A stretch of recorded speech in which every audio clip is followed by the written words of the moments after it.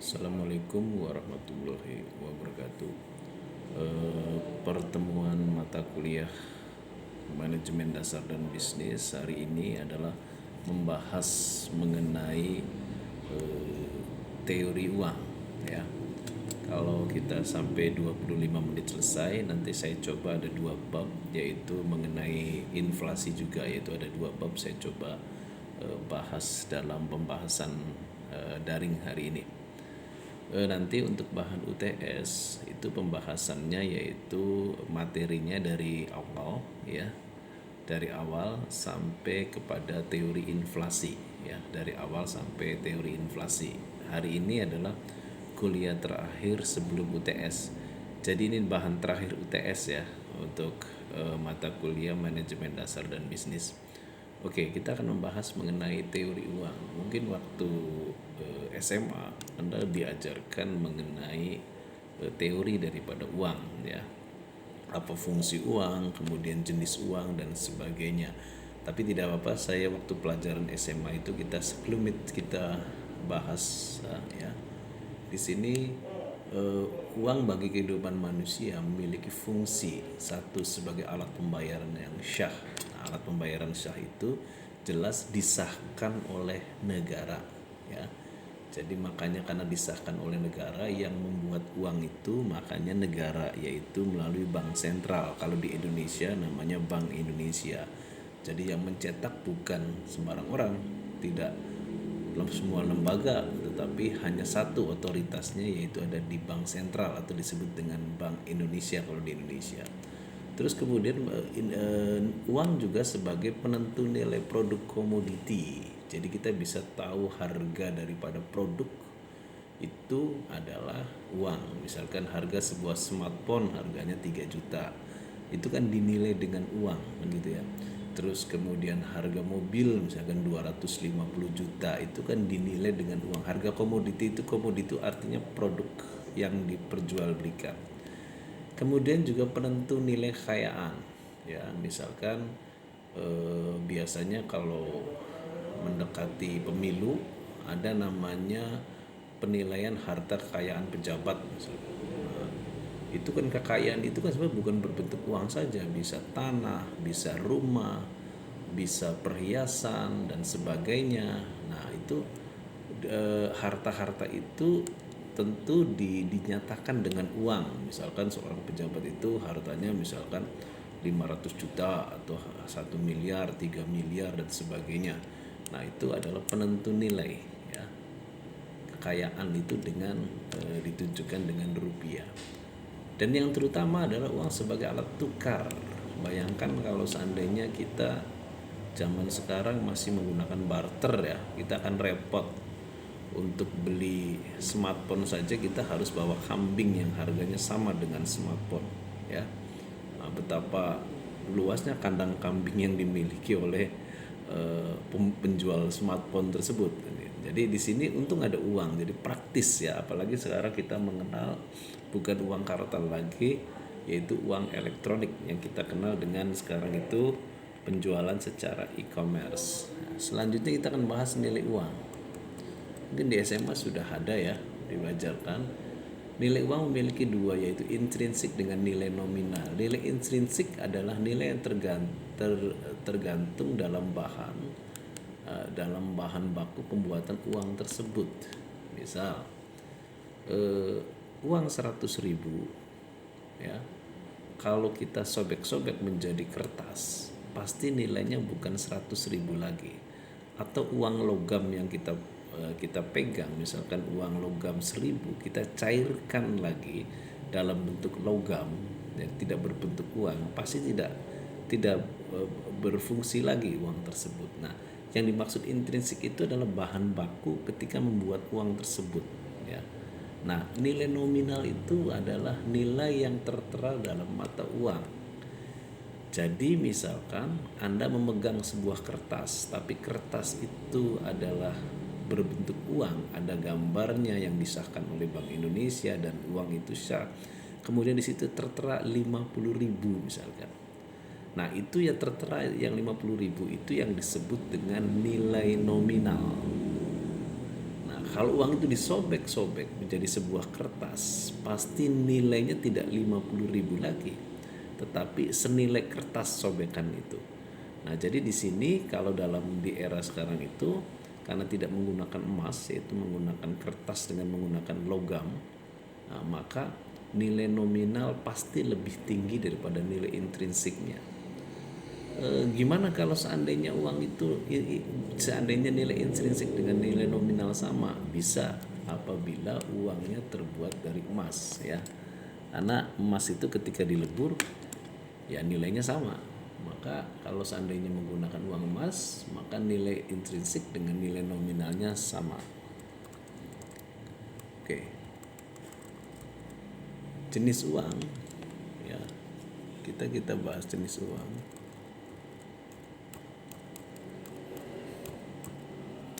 Ya, jenis uang itu ada dua, yaitu uang kartal, uang yang beredar pada masyarakat seperti koin, kertas, itu namanya uang kartal. Kemudian uang giral, yaitu uang berbentuk surat berharga seperti cek, ya. Kemudian uang elektronik, yaitu uang digital.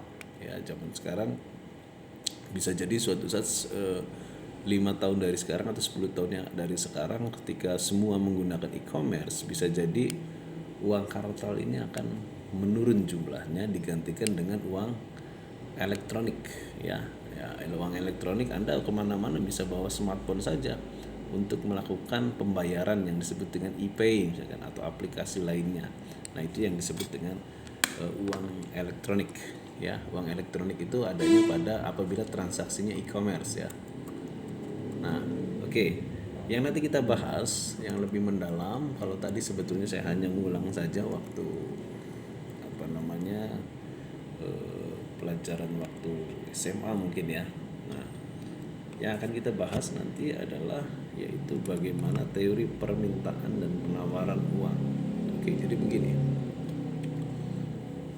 Di sini ada namanya teori permintaan. Ya, kalau dalam teori permintaan sebelumnya, teori permintaan akan produk barang, yang menjadi pihak permintaan adalah konsumen, yang menjadi pihak penawaran adalah produsen. Kemarin, ya, mata kuliah kemarin, ya, maksudnya pertemuan kemarin kita membahas permintaan dan penawaran terhadap suatu barang yang ada di pasar. Tapi yang menjadi pertanyaan di sini adalah permintaan uang itu pihak siapa? Permintaan uang itu adalah pihak masyarakat yang membutuhkan uang. Misal, Anda adalah sebagai masyarakat. Anda tentu ketika untuk memenuhi kebutuhan Anda, tentu Anda harus memiliki uang, ya, sebagai alat tukarnya. Misal, Anda ingin makan, maka Anda ingin beras. Beras harus dibeli dengan uang. Anda ingin berkomunikasi via internet, ya, maka Anda harus membeli kuota. Untuk mendapatkan kuota, tentu Anda harus punya uang sebagai alat tukar. Jadi permintaan ini yang beredar, yang diminta masyarakat untuk memenuhi kebutuhannya. Nah, di sini ada seorang peneliti ekonom, ya, dalam bukunya The General Theory, ya. Di General Theory itu dia membahas juga tentang uang, namanya John Maynard Keynes, ya. Ya, menurut Keynes, orang membutuhkan uang ini memiliki 3 motif. Yang pertama adalah transaksi. Jadi orang membutuhkan uang untuk transaksi, itu yang paling banyak jumlahnya, ya. Jadi misalkan Anda butuh kuota, butuh makan, butuh beli baju, butuh pendidikan, butuh minum, kemudian Anda butuh berbagai macam kebutuhan, tentu Anda harus memiliki uang. Uangnya untuk apa? Yaitu untuk transaksi. Uang digunakan sebagai alat tukar yang syah untuk transaksi barang atau jasa yang dibutuhkan masyarakat, untuk transaksi. Selanjutnya, mungkin bagi orang yang uangnya lebih, orang itu ada yang punya uang itu untuk hari ini saja, Tapi ada juga orang memiliki kebutuhannya sedikit tapi dia uangnya lebih banyak. Maka dia akan terjadi kelebihan uang. Nah, orang yang memiliki kelebihan uang ini digunakan uangnya untuk berjaga-jaga, ya, atau sebagai investasi untuk keperluan yang masa yang akan datang, ya. Misalkan ada seseorang yang punya anaknya masih kecil tapi dia sudah memiliki tabungan untuk investasi untuk anaknya ketika kuliah nanti, atau dia sudah cukup satu rumah tapi dia punya tanah yang banyak misalkan untuk investasi. Biasanya orang ini bukan untuk kebutuhan saat ini tapi kebutuhan yang akan datang. Yang ketiga, ada sebagian orang yang membutuhkan uang untuk memperoleh keuntungan dari uang tersebut di masa yang akan datang dengan berharap memperoleh bunga. Nah, dalam teori ekonomi Islam ini sebetulnya agar tidak dianjurkan, ya. Bahkan ada beberapa ulama yang melarang kan gitu kan, ya. Bagaimana orang untuk memperoleh uang agar uang itu dibungakan sehingga dia dapat keuntungan, atau dia misalkan main falas, valuta asing, ya. Kapan dia nyimpen uang dolar, kapan dia melepas uang dolar dengan berharap dia dapat keuntungan. Nah, itu adalah motif spekulasi. Tapi dari tiga ini menurut Keynes yang paling banyak transaksi karena untuk kebutuhan. Nah, itu. Jadi saya ulangi lagi, teori permintaan akan uang itu adalah kebutuhan masyarakat akan uang. Nah, siapa yang menyediakan? Yang menyediakan adalah pemerintah, karena pemerintah yang berhak membuat uang tersebut, ya. Yang mensahkan itu adalah pemerintah. Nah, maka muncul di sini yang disebut dengan sisi penawaran daripada uang, ya. Di sini penawaran uang adalah jumlah uang yang beredar yang disediakan oleh negara untuk keperluan masyarakatnya. Nah, jadi di sini pemerintah yang menyediakan melalui otoritas tunggal, bank sentral milik negara. Itu yaitu ya disebut kalau di Indonesia namanya Bank Indonesia. Makanya kalau Anda lihat di uang itu ada tulisan Bank Indonesianya. Nah, di sini Irving Fisher ini dia membuat sebuah formulasi, ya, hubungan antara uang yang beredar terhadap harga barang. Jadi begini, ya, teorinya. Sebelum saya bahas ininya, Anda coba dengarkan dulu uraian saya supaya tidak rumit membaca teori ini, ya. Irving Fisher ini begini. Jika suatu negara tingkat transaksi masyarakatnya tinggi, ya kan gini, tingkat transaksinya itu yang kalau menurut Irving Fisher itu disebut dengan velocity of money. Tingkat transaksinya tinggi, maka pemerintah harus menyediakan uang dalam jumlah yang banyak. Oke, kita sederhana saja begini, misal di Indramayu dengan di Jakarta, tentu tingkat kesibukan transaksinya besar di Jakarta. Artinya velocity of money, kecepatan peredaran uangnya lebih tinggi daripada Indramayu. So aja lihat, Anda kota-kota yang ramai itu pasti transaksinya tinggi. Sampai malam pun sampai terjadi transaksi, ya, transaksi jual beli dan sebagainya. Nah, di sini ketika transaksinya tinggi, itu pemerintah harus menyediakan uang yang banyak. Sebab kalau tidak menyediakan uang yang banyak, maka akan kesulitan konsumen itu atau para masyarakat itu untuk memperoleh barang karena ketiadaan uang. Tapi sebaliknya, sebuah negara atau wilayah ketika transaksinya tidak tinggi tapi pemerintah menyediakan uangnya terlalu besar, maka nilai uang akan turun. Ketika nilai uang akan turun, itu harga akan naik. Saya berikan contoh begini. Misal ada sebuah desa yang terpencil di mana masyarakatnya misalkan makan dari hasil bertaninya saja, lauk pauk dari hasil kolamnya saja, kemudian dia juga segala sesuatunya terpenuhi, mungkin juga dia belum mengenal internet untuk beli kuota dan sebagainya. Nah, tapi pasti di situ ada transaksi, ya. Tetapi kalau jumlah uangnya banyak daripada transaksinya, maka nilai uang akan turun. Bisa jadi misalkan harga satu mangkok bakso biasa di kota itu misalkan 10.000, di desa itu bisa jadi 50.000 karena terlalu banyak uang yang beredar. Maka dalam hal ini pemerintah harus melihat mana daerah-daerah atau wilayah-wilayah yang tingkat transaksinya tinggi, maka akan diberikan uang yang besar. Bukan uang yang besar, jumlah uang yang banyak supaya uang itu beredar. Melalui apa peredarannya?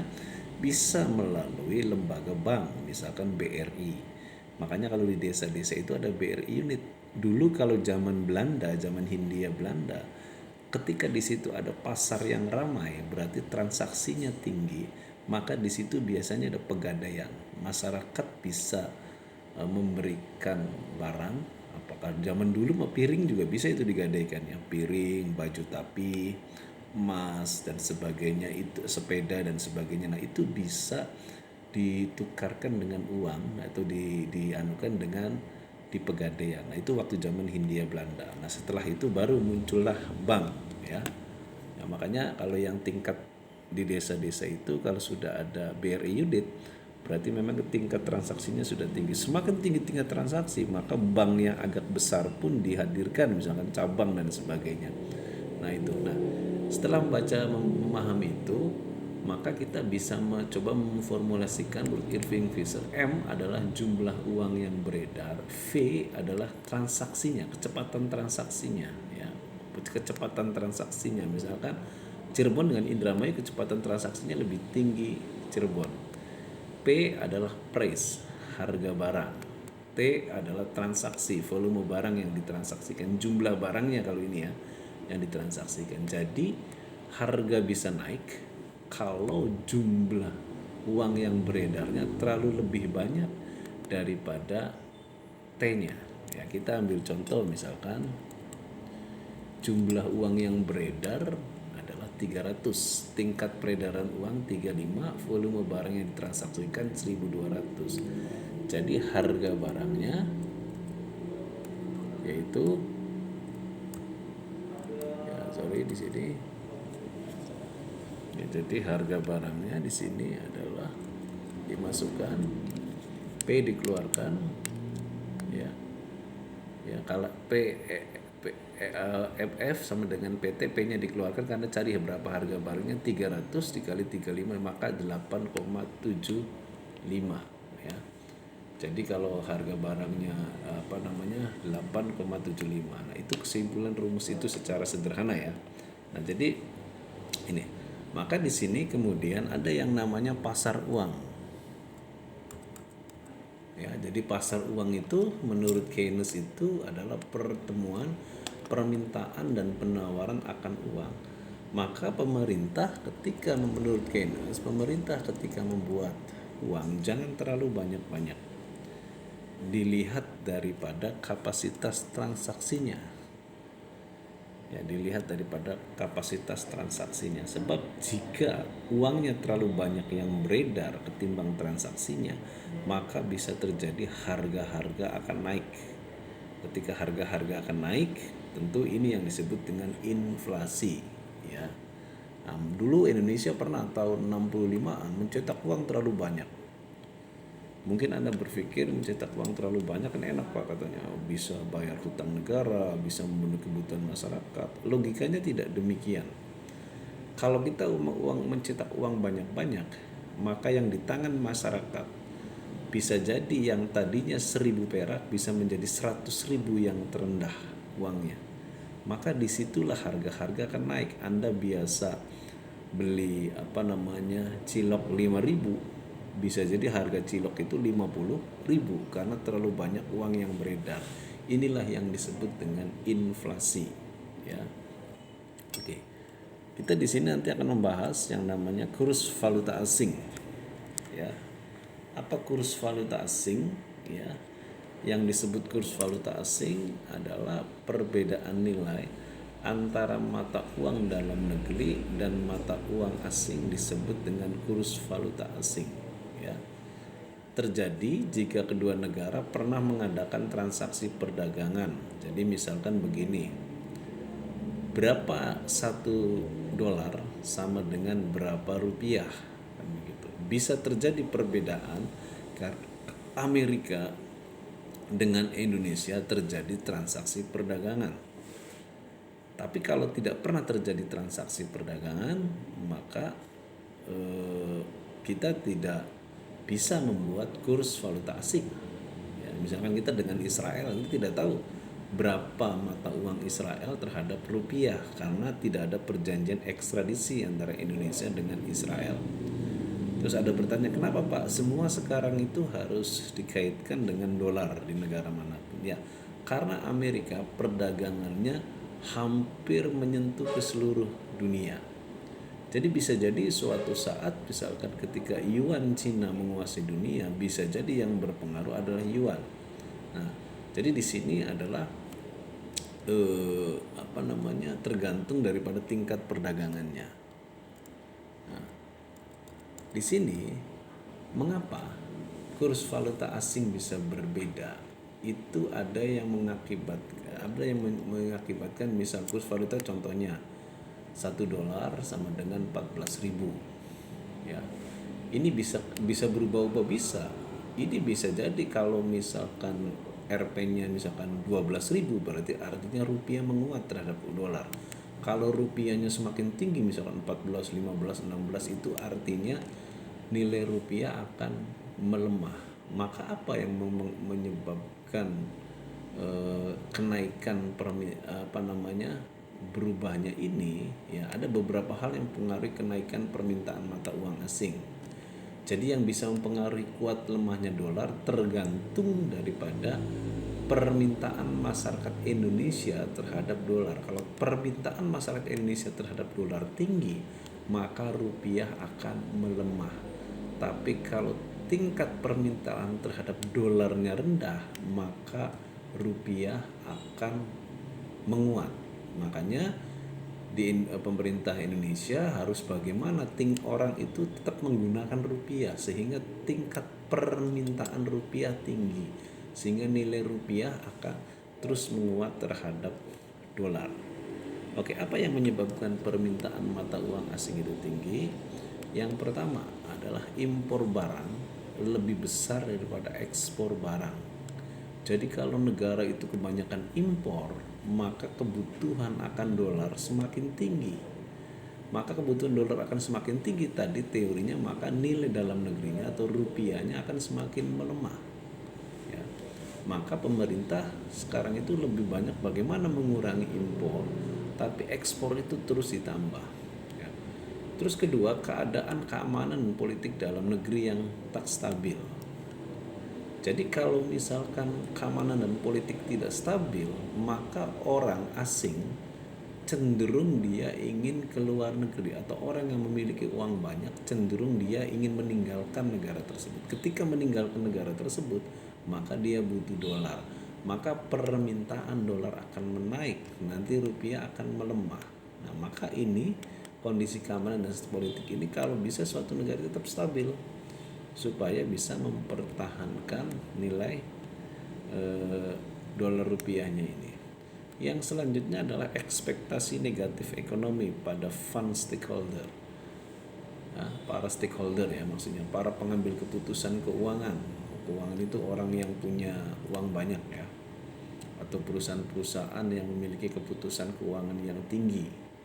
Nah, jika dia melihat kalau Indonesia ini adalah negara yang misalkan bisa stabil politiknya, ekonominya bisa membaik, pertumbuhannya bisa membaik, maka dia akan menginvestasikan uangnya ke negara kita. Ketika investasi banyak yang masuk, maka nilai rupiah akan menguat, dolar akan turun, rupiah menguat. Tapi kalau investornya melihat Indonesia ke depan adalah selalu kacau, melihat Indonesia pertumbuhannya semakin lemah, maka dia tidak menginvestasikan uangnya. Ketika tidak menginvestasikan uangnya, maka nilai rupiah akan melemah. Oke, karena di sini ada keterbatasan waktu ya di mata kuliah daring ini, kita coba saya akan menggunakan 2 video ya supaya tidak terlalu lama durasi di videonya. Jadi nanti akan saya sambung lagi mungkin insya Allah besok ya nanti saya sambung lagi dengan inflasi ya. Dengan inflasi nanti biasa saya kirim ke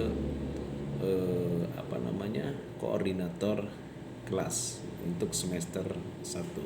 Sampai di sini dulu mata kuliah saya, nanti bersambung besok mengenai inflasi karena bahan UTS ini adalah nanti sampai inflasi ya.